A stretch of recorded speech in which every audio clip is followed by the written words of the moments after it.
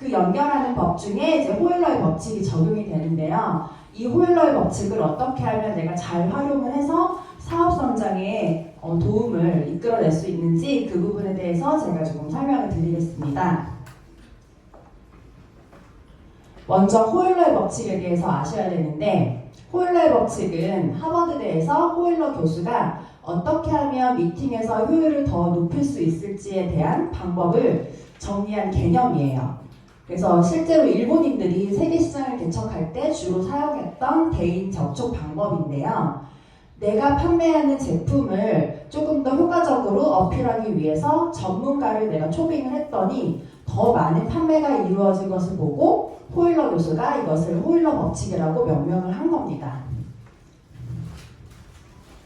그래서 호일러의 법칙은 간단하게 ABC 법칙이라고도 이야기를 해요. 이때 ABC가 뭔지 설명을 드리면, A는 우리가 흔히 말하는 스폰서입니다. 어드바이저, 스폰서, 그 다음에 B는 브릿지. 미팅 상황에서 내가 되겠죠? 내가 다리 역할을 하는 브릿지. 그 다음에 C는 클라이언트 또는 이제 커스터머의 약자로 써서 ABC 법칙이라고 이야기를 합니다. 그래서 이제 미팅 전에 우리가 준비해야 되는 사항들이 있어요. 그 전에 앞서서 호일러의 법칙을 사용하는 이유는 사실 네트워크 마케팅이 우리가 제품을 체험을 해보고 처음에 전달할 때 보통 누구에게 전달을 먼저 하시나요? 그쵸? 지인들한테 전달한단 말이에요. 근데 지인들한테는 내가 그냥 친구고 가족이면은 나를 전문가로 볼까요?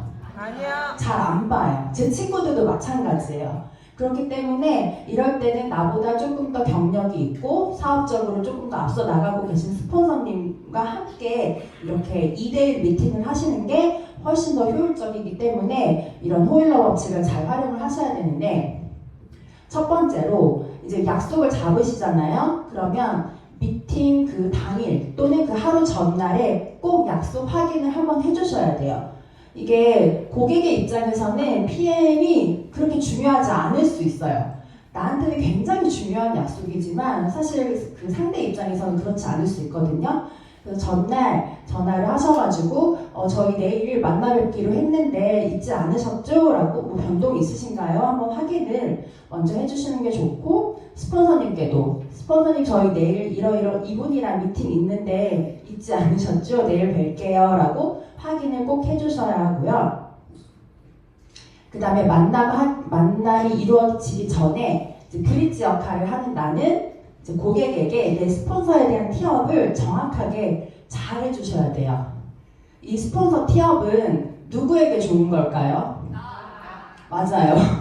스폰서를 자랑하라는 게 아니에요. 스폰서 티업을 잘 해주시면 이 미팅이 정말 매끄럽게 진행이 될 수가 있고, 이 티업을 못했을 때 정말 미팅이 망칠 수도 있어요. 그래서 티업을 해주실 때는 내가 사업적으로 또는 인간적으로 존경하고 신뢰하는 부분에 대해서 그 C가 이 스폰서를 만나고 싶은 마음이 들게끔 잘 티업을 해주시는 게 굉장히 중요합니다. 가끔 제가 한 번 미팅을 나갔었는데 제 파트너님이 저를 이제 그 자리에서 소개를 해주시는데 어떻게 해주셨냐면, 이분이요 노스킨 10년 하셨거든요. 근데 PM으로 옮기셔가지고 저도 알아보게 됐어요. 이렇게 티업을 하시더라고요. 그래서 제가 조금 당황스럽기는 했어요. 그러니까 그 C로 오신 분은 제가 사업을 잘 하는지 뭐 제품을 잘 파는지 전혀 그런 정보 없이 그냥 들으시기 때문에, 근데 그분이 티업을 잘 해주셨다면 C가 A를 만나러 왔을 때 굉장히 경청을 하고 그 미팅에 집중을 할 수가 있어요. 그래서 이 스폰서 티업은 저는 거의 8할이라고 생각을 합니다. 호일러 법칙을 활용할 때. 그리고 이제 B, 브릿지인 나는 스폰서에게 그 만나는 고객에게 정보를 미리 좀 전달을 해주셔야 돼요. 이름과 나이, 그 다음에 하고 있는 일, 그 다음에 이분이 이분의 니즈, 이분의 관심사가 뭔지, 사업인지, 제품인지, 뭐 돈인지 이런 것들을 미리 조금 알려주시면 미팅에 도움이 많이 됩니다. 그리고 브릿지는 C가 들을 준비가 되어 있는 상태로 만들어 주셔야 돼요. 그러니까 스폰서는 신이 아니에요. 이 사람이 들을 준비도 안 돼 있고 PM이 막 듣기 싫어 죽겠는데 그 자리에 앉아있는 사람을 스폰서가 막 이렇게 끌어당길 수는 없거든요. 그래서 중간에 B의 역할은 되게 중요하다라는 거예요. 그래서 이건 또 제 사례를 한번 들자면 이 마음의 문을 전혀 열지 않은 상태에서 제가 후원 미팅을 나간 적이 있었어요. 근데 너무 진땀이 나는 거야. 한 40분을 딱 뒤로 기대에 앉으셔가지고 대답도 안 하시고 웃음기도 하나도 없고 이래가지고 제가 막 점점 막 쪼그라들더라고요. 제가 너무 자신감이 없어지고. 근데 알고 보니까 문을 전혀 열지 않은 상태에서 저를 초대를 하셨던 경우였어요. 그래서 이것도 굉장히 중요하고, 브릿지의 역할 중에 또 하나는 약속 장소에 미리 최소한 15분, 20분 전에 도착하셔가지고 테이블 세팅을 미리 해두시는 게 좋고요. 그다음에 거기에다가 조금 더 센스를 장착하자면 음료까지 조금 주문을 해두시면 좋아요. 그래서 저 같은 경우는 미리 전화를 해요. 누구님 지금 오고 계시죠? 혹시 음료 뭐 좋아하세요? 제가 미리 좀 시켜드리려고요 하고 물어보고 제가 미리 좀 이렇게 주문을 해놔요. 왜냐면은 C가 왔을 때 그제서 뭐 드실래요? 하고 왔다 갔다 하면은 굉장히 정신이 없어요. 그래서 C가 왔을 때는 최대한 그 사람과 내가 좀 이동이 없게끔 그 자리에서 미팅을 좀 진행할 수 있는 분위기, 환경을 만들어주시는 게 되게 중요합니다.